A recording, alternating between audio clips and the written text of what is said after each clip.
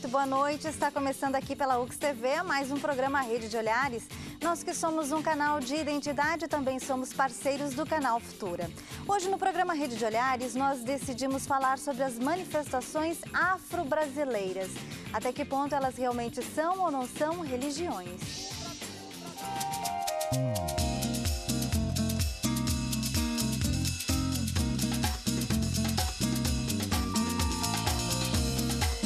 Me ajudar com a interatividade, a gente tem a Jéssica. Boa noite, Jéssica. Boa noite, Adri, tudo bem?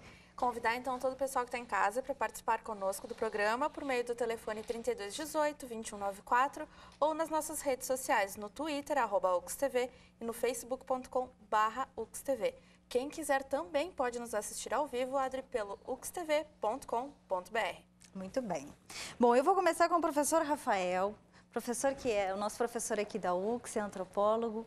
Tem também uma relação muito estreita, né, com a questão aí que nós vamos estar tratando hoje à noite. Bastante. Eu queria que o senhor começasse, na verdade, resgatando um pouquinho, professor. A gente teve essa polêmica, a gente acabou ouvindo muita gente falar sobre muitas coisas e, na verdade, do que se tratou isso tudo? Bom, a questão é que esse juiz, né, federal, ele, enfim, o que aconteceu? Entidades, né, representativas dos cultos afro-brasileiros entraram com um pedido junto à Procuradoria Federal, né, do Rio de Janeiro, para que fosse retirado alguns vídeos considerados ofensivos à religião, né, ou às religiões. O procurador acolheu essa denúncia, né, e primeiro fez uma recomendação à empresa responsável que retirasse os vídeos. Como a empresa não aceitou a recomendação, isso foi ao juiz. E o juiz, ao indeferir o pedido, né, do promotor, no seu arrazoado, ele argumentou que essas manifestações não seriam religiões por não terem um livro, ou seja... Tipo Bíblia, o Corão... Corão, Talmud, né? Não terem uma hierarquia, e eu entendi como hierarquia centralizada, nos moldes, por exemplo, da Igreja Católica, a estrutura hierárquica centralizada, né? E aí a gente vê nessas duas afirmações milhares de equívocos. A Umbanda é uma das únicas religiões, ou a única que é verdadeiramente brasileira. Como é que fica dentro desse quadro? Olha, no meu entender, o magistrado comete dois equívocos ali muito sérios.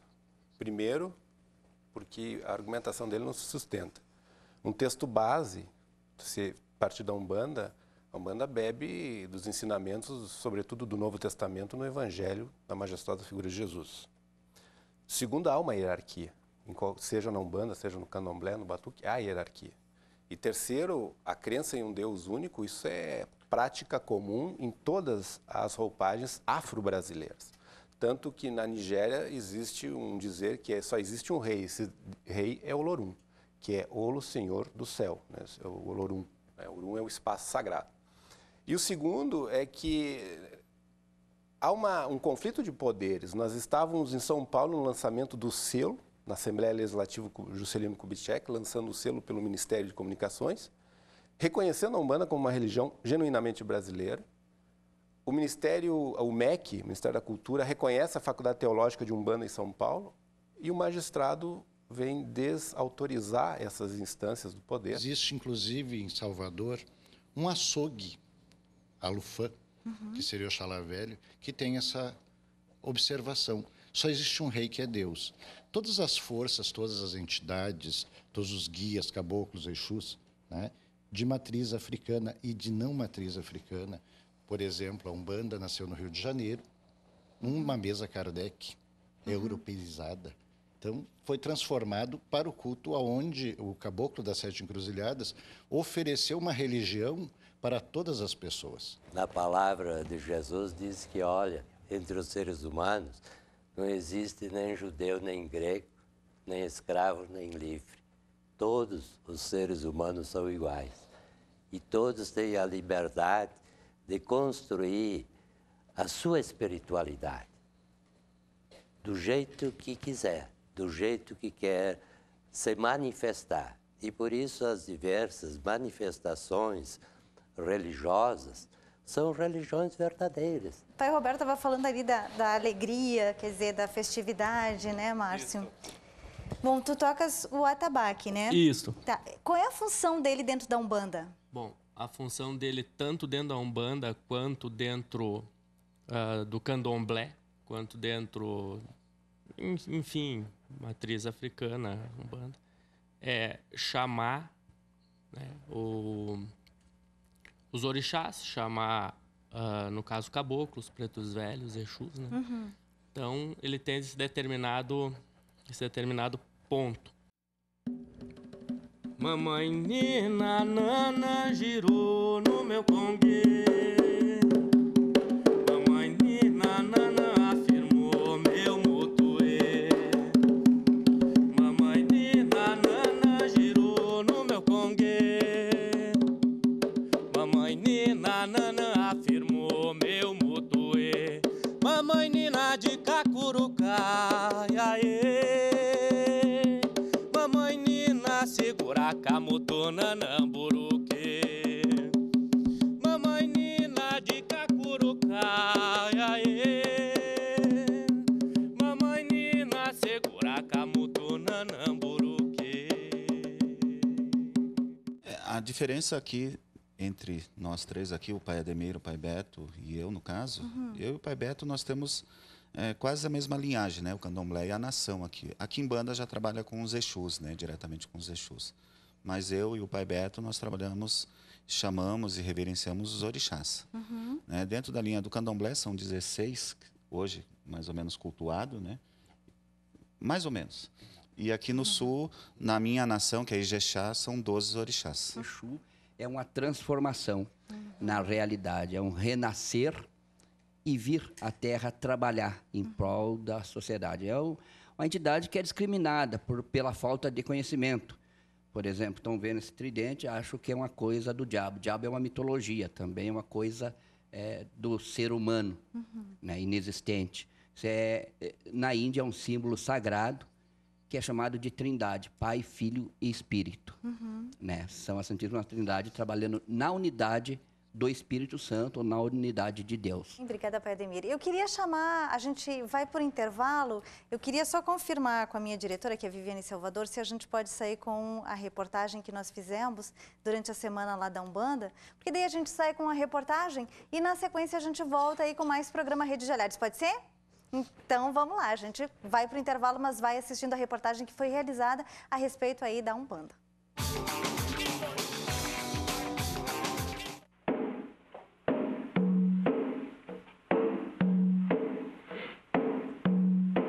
Foi em 1908, em Niterói, a entidade que se denominou Caboclo das Sete Encruzilhadas manifestou-se em Zélio Fernandino de Moraes, um jovem de 17 anos.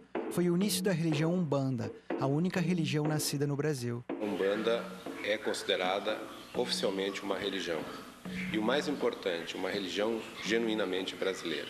A Umbanda é uma religião extremamente simbólica. Ela provavelmente seja a religião mais rica em simbolismo.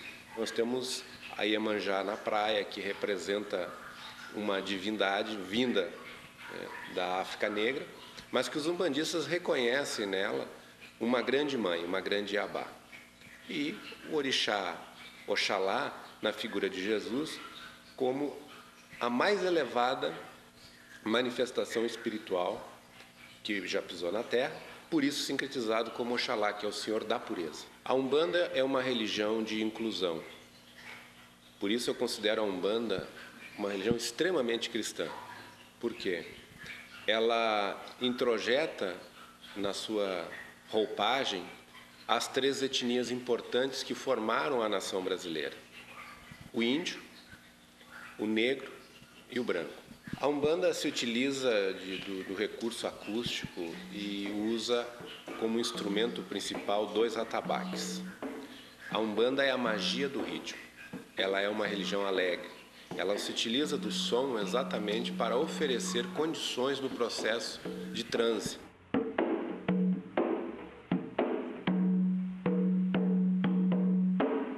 A Umbanda não é uma religião de conversão. Todos os credos são respeitados. Nascida no Brasil, ela já foi exportada para outros países da América do Sul, América do Norte, Europa e Ásia. A maioria das casas de Umbanda, isso em todo o território nacional, elas têm geralmente 2 sessões semanais. Caxias do Sul hoje está no rol das grandes cidades do Brasil em termos de expressão religiosa afro-umbandista. Caxias do Sul tem mais de 500 terreiros, é um modelo inclusive para outros estados, pela qualidade dos seus praticantes e pela organização da religião neste município.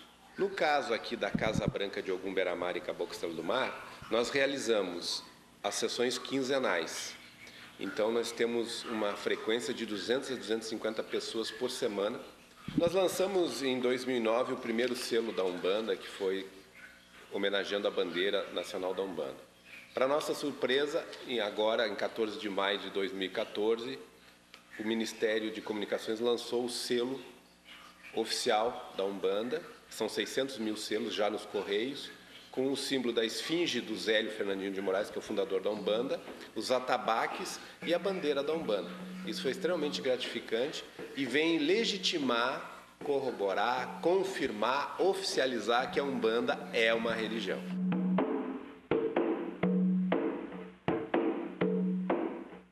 Jurema, Jurema, e a Jurema não engana ninguém. Jurema, Jurema, e a Jurema não engana ninguém. Eu sou filho da Jurema, e a Jurema não engana ninguém. A Jurema não engana ninguém. Saravá Umbanda, meu pai, saravá Jurema, salve no terreiro, meu pai, banda suprema. Salve no terreiro, meu pai, banda suprema.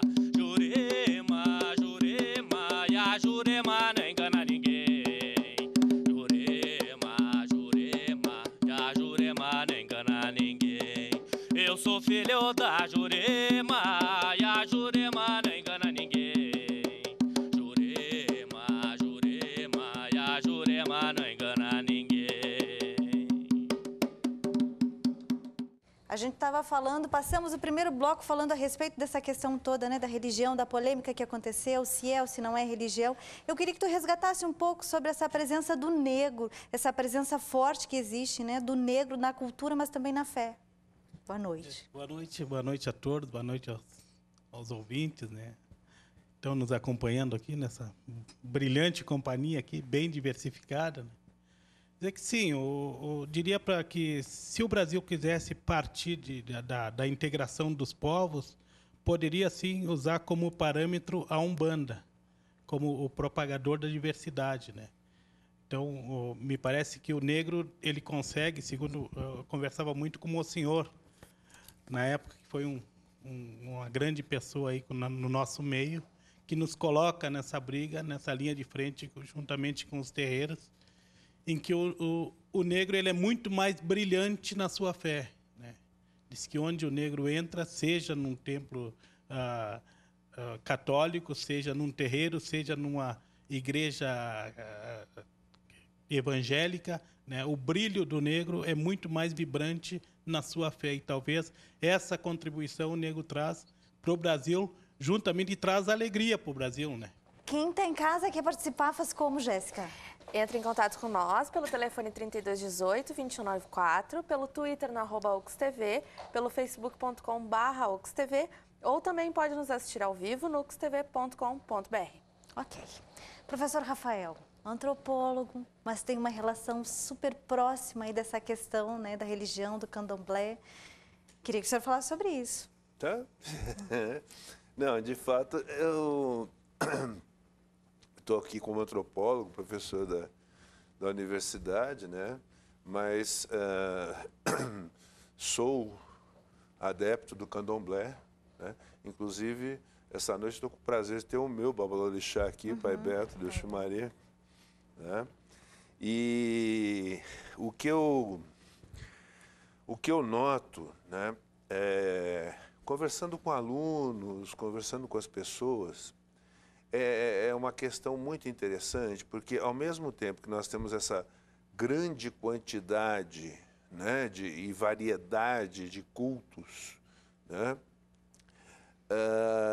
simultaneamente existe um desconhecimento muito grande também do que sejam esses cultos, de como eles se formam, de como funcionam. Eu recebo muitas perguntas de alunos, né? As pessoas frequentam esses lugares, mas não se assumem ou se assumem.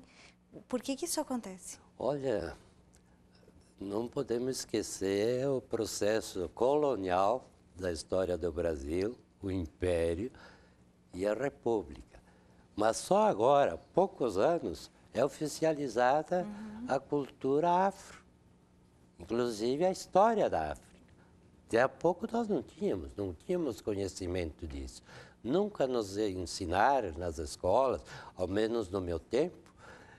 A gente sabia de cor, na geografia, até por um dado geográfico, tu tinha que saber o nome dos países, das capitais, mas nunca nos ensinaram o nome dos países e capitais da África. Saul, mas em comparação a outros estados, o Rio Grande do Sul parece ser um pouco mais organizado nesse sentido. Bem mais organizado, e até pegando a fala tanto do Padre Roque como do Serginho, eu tenho a impressão que nos últimos 20 anos, os dirigentes, as pessoas ligadas às religiões afro-brasileiras estão se autorizando mais.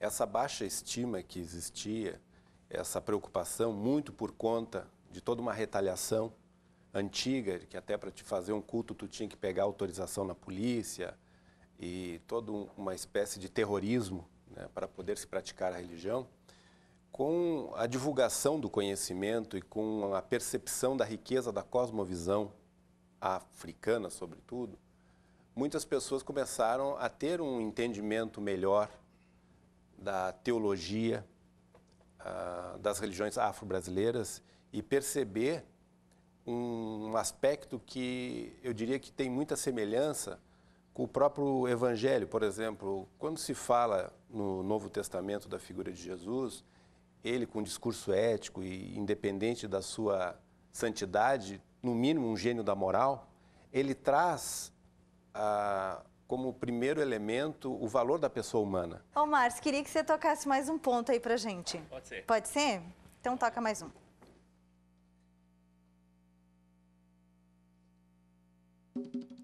O dono da mata é Oxóssi, protetor dos caboclos de Umbanda. O dono da mata é Oxóssi, protetor dos caboclos de Umbanda. Aê, aê, rompe ferro é quem vence e demanda. Aê, aê, rompe ferro é quem vence e demanda. Rompe ferro é caboclo valente, arrebenta a corrente, meu pai Oxalá. Rompe ferro é cacique de tribo, derrota o inimigo do lado de lá.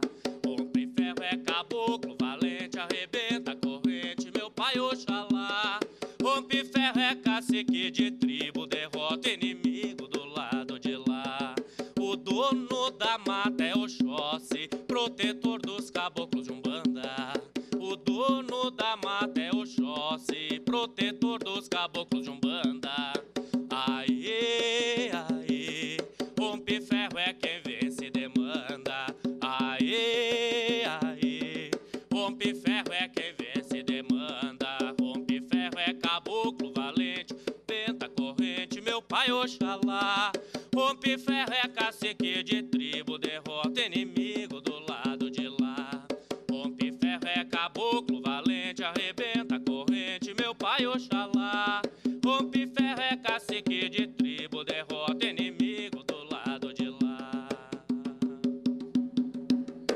Obrigada. Diga só. Depois tocasse um ponto de Exu para nós sair bem daqui. Ah, sim. Vamos sim. Eu queria perguntar para vocês, existem tantas similaridades, tem diferenças, tem similaridades, tem essa fé, de certa forma, que une, né, Pai Berto? Mas eu queria que o senhor falasse assim, a gente está quase chegando no final do programa. O que a gente fica disso? O que tem que ficar disso para as pessoas que estão em casa? O que a gente tem que ficar disso tudo... Bem próximo. O que a gente tem que ficar disso tudo, que na realidade não importa o caminho, importa o que tu sinta e aonde ele te leva. Se for da Umbanda, da nação, evangélico, católico, seja o que for, né? Tu tem uma meta. A meta é o bem comum, né? As matrizes de que isso te levaram a esse bem comum, né, elas têm que ser analisadas e seguidas dentro de cada preceito de cada um. Né? Mas toda essa mescla nos faz brasileiro.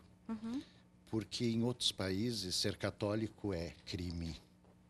Ser protestante é crime. Aqui estava se tornando crime, novamente, ser de religião de matriz africana. Porque a Umbanda, a visão do leigo, também é uma religião africana. Eles não vão entender a cosmologia do que envolveu. A nação, uma religião de matriz extremamente africana, os Exus que se abrasileiraram.